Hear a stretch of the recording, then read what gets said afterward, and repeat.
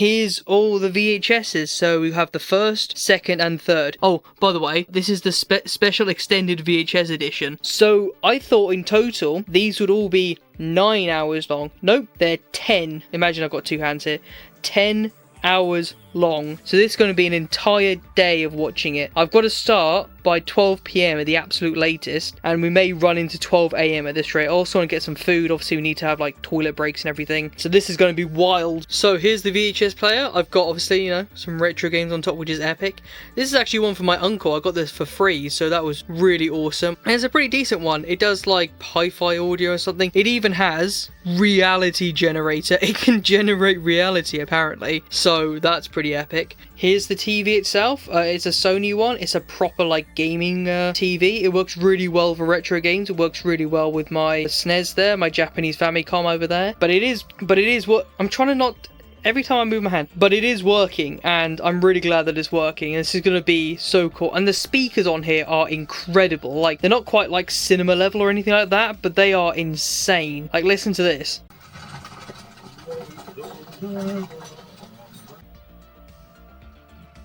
Oh look, I can do that now, awesome. The speakers on here are far better than they have any right to be. The image is a bit soft. I don't know if it's supposed to be that soft because it's a retro TV, or if it's because it's been had like quite a few years of use, because this is actually from a retro gaming cafe in Cardiff, which, if you don't know, is the capital of Wales. It's basically the same as like X-Display, that kind of thing. So I hope it hasn't had too much use, but at the moment, I don't know if I can sharpen it at all, but actually I think I did sharpen it a bit. I do have a cheap remote off AliExpress, and this does a pretty darn good job actually. So obviously I can change the channel, turn the TV on and off if I want to, and it does the job. And in fact, I can use my phone, which I'm recording with right now, to actually control the VHS as well. So, and I can also turn my lights off with my phone, so I've got the ultimate like lazy setup, which is epic. I've also got friends coming around, so I'll try and film what I can. I don't know how much I'll be able to film, but this is going to be so cool. This is going to be an entire trilogy. I've set aside an entire day for it, and I am ready. Let's go. The next day.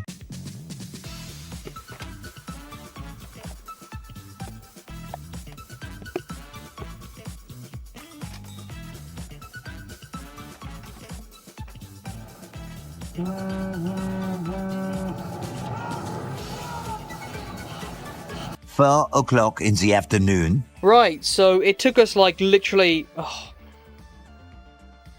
Right, so we finally watched the first film, Fellowship of the Ring, and yeah, it's pretty good. I wasn't entirely sure what to expect going into it, but it's actually a lot better paced than I was expecting. Pretty solid time. The problem is we've taken about 5 hours to watch it, including breaks and stuff, so trying to get the other two films in, I'm not entirely sure if we're even going to be able to do that in one day. We're still going for it. We got some pizzas, so we're fueling up, we're getting ready for it, and we'll see what we can do. I was actually going to record, like, parts of the film obviously on the TV and stuff, and maybe I'll do it with some of the other ones, but I just literally got so invested in it, I just wanted to watch it, I just didn't bother. On to the next film.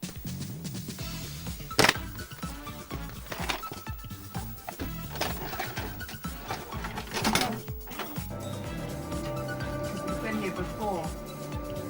Going in circles. 3 hours later. Alright, the second film down, you can barely even see it because of how dark it is now. It's like 9 PM. Is this not focusing? We actually watched the widescreen extended edition. So this was 3.5 hours long. That is insane. Definitely the pacing was a little off on here. There is definitely times where, especially with like the tree people, that was a little boring to me, to be honest. Oh yeah, there you go. So it added 42 minutes of extended scenes, right? But there were some cool like little bits of like extra lore and stuff, so I do think it was cool to actually watch the extended version. We're ready. So we've got pizza, we got Doritos, we've got sweets, and so yeah, now we are finally on to the third film. Let's do it. Hopefully we'll get it done by the end of the day.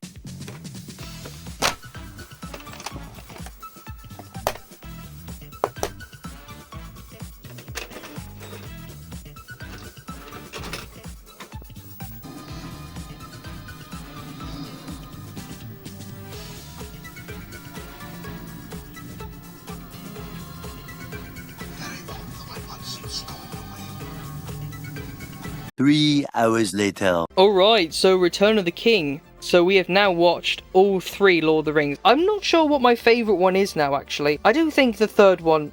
Oh, you know, Return of the King is probably my favourite. I mean, it is the third one in the franchise, so it makes sense. I really like the culmination of seeing like all the different characters, all the plot lines, everything all come together in one grand finale, which is probably why I think I prefer this as the third one. But the second one definitely has some cool scenes, and so I'm not entirely sure which one I'm leaning more towards, either the third or the second. The first one is pretty cool, because obviously you're setting up Frodo himself, who Gandalf is, who this guy, I can't remember his name now, who she is, who Legolas, all the rest of them.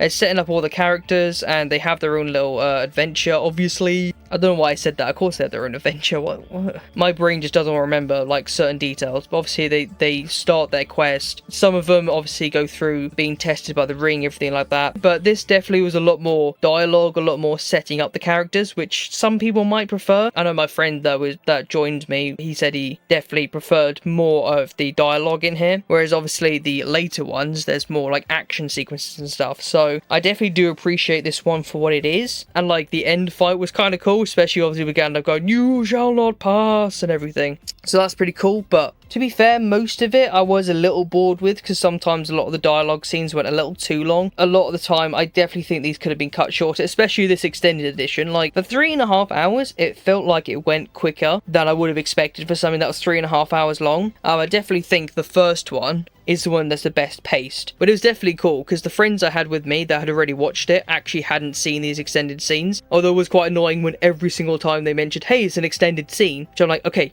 I get it, I just want to watch it now. But it was cool for them to be able to see the extended scenes that they hadn't seen before. The third one actually had a pretty good pacing. It was still 3 hours, like every single one is still at least 3 hours long, which is crazy even for today's modern runtimes. But I do definitely think the third one's probably my favourite, again, just because of the culmination of everything, and obviously Samwise and Frodo here. Samwise is just the main character, he just is. Nobody cares about Frodo, especially like actually seeing their journey. That was quite cool. The tree people, I think it was the second one. Those were definitely the slowest parts of the film. I wasn't the biggest fan of the tree people, just because they were, not only could I barely hear them, even when I turned my TV up as loud as it could possibly go, and I could still barely hear what they were saying. There was so much reverb to what they were saying. And it's like, I couldn't hear a thing they were saying. And also the other two were kind of annoying. Like, I get that was the point of their characters, was like Pippin and the other guy. You know, it's supposed to be the comic relief, but I wasn't a big fan of those scenes. But then some of the action sequences, specifically, again, 2 and the siege of the castle. My friends are gonna remember what they're called, but I just forget things so easily. The siege was really cool, how they set that up and how they actually defended it and everything. And obviously the final fight in the third film, that was also really cool. Again, Samwise being the main character and helping Frodo out a lot more than you would expect. I'm trying to keep these as spoiler free as possible, just in case somehow you haven't seen it. But yeah, I actually really do genuinely recommend, if you're gonna watch these, watch all 3 in a row if you can. Yes, it is 9 hours plus like breaks and everything, so it's going to be like 12 hours. We started at 11 a.m. and we finished at about 11:45. We did have about an hour or so break while ordering food and stuff, so that did take a bit of time. But we didn't have a ton of breaks really. Like, there's occasional breaks where like a family member would come in and say like, "Hi, how you doing?" or whatever, just seeing how we're doing and whatnot. But yeah, I would definitely say set aside an entire day if you're going to do the whole trilogy. You could probably skip out on the extended edition, I'm not entirely sure. It mostly just added scenes of dialogue as far as I'm aware. And I'd say actually it's pretty cool doing it VHS. I'm not sure if it's the best for your first watching of it like I did. What I'm planning on doing is doing my first watch of it in VHS, and then I'm going to go and watch it like Blu-ray or 4K or streaming or whatever afterwards to really appreciate the visuals. Like the bass of this TV genuinely sounded cinema quality. Like I could hear the I don't know, that sounded weird, like the bass drop, you could like really hear it, and that's just with the TV, that's not even with my speakers.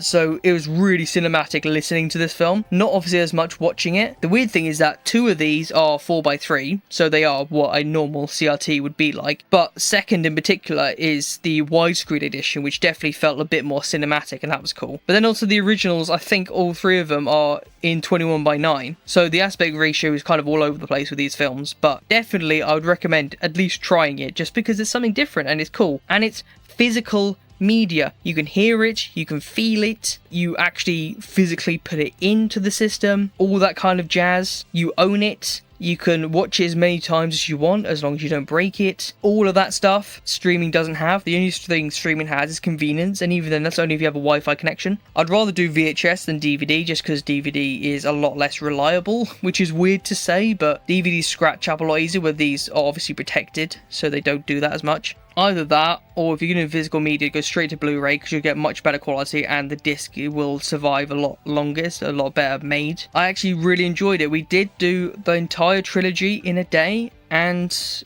it was pretty darn cool. Some of the action scenes were a bit much for, not a kid's film obviously, but like for a relatively fantasy film. I'm not the biggest fan of like huge action scenes or like really intense scenes like that. I like them to be a bit more like kind of, not quite landscape, but you know what I mean, like more overview kind of things. But I did love the sheer scale of these films, like even in films like Endgame or like the Avengers ones or some of the Star Wars ones over. I haven't really seen many films even today that has the sense of scale that these films do. And so again, this is obviously me reviewing it as watching it for the first time, and I thought it was pretty darn cool seeing a lot of those scenes, even on VHS, let alone in its intended like, you know, 1080p 4K whatever it is quality. Go watch my other stuff, bye.